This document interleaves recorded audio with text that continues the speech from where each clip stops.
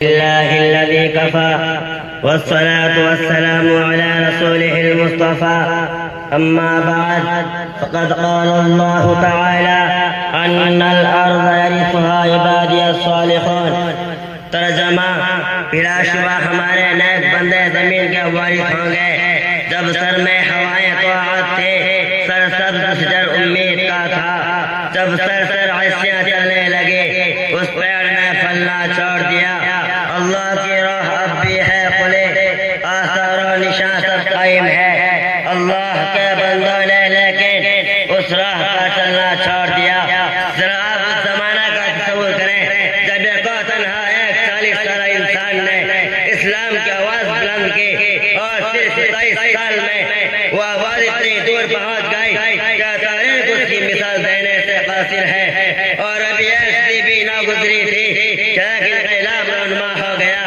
جو غریب تھے وہ امیر ہو گئے، جو بیچارے چرواہے کہے جاتے تھے وہ مسند اقتدار پر متمکن ہو گئے. جنہیں دنیا والے پر بدھو کہا کرتے تھے، ان کا سیر نو اتنی تیزی سے بڑھا کہ روپئے مسکون عالم پر ان کے تمدن کا ڈنکا بجنے لگا.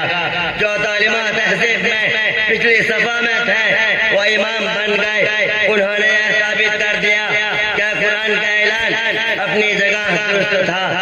ان الارض یرثها عبادی الصالحون. بلا شبہ ہمارے نیک بندے زمین کا وارث ہوں گے.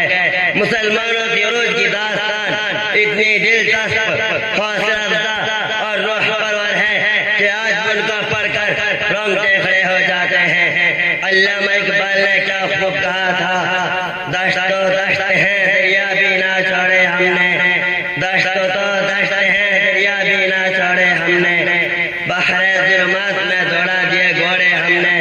ایک وقت تھا جب مسلمانوں کی شوکت و سطوت اور رعب و ہیبت کا ڈنکا بج رہا تھا. چار ٹانگ عالم میں ان کے روز کی داستانیں برزباں تھی. وہ نیک تھے، راست باز تھے، صاحب صلاحیت تھے، موجد تھے، محقق تھے، علم داست تھے. اور سب سے بڑی بات یہ تھی کہ ان کے دلوں میں خدا رسول سے محبت تھی کہ جتنی اپنے مال و دولت اہل و عیال سے بھی نہیں کرتے تھے. یہی وجہ تھی کہ وہ ادھر رخ کرتے انہیں فتح ہی نصیب ہوتی. جس سرزمین پر قدم رکھتے وہ ان کے قدم چومنے کے لیے بے قرار نظر آتی تھی. سچ کہا کہنے والے نے: جدھر رخ کیا سرفراز زیرے فرما، جدھر رخ کیا سرفراز زیرے فرما، جدھر آنکھ دائی ممالک مسخر. وآخر دعوانا الحمدللہ رب العالمین.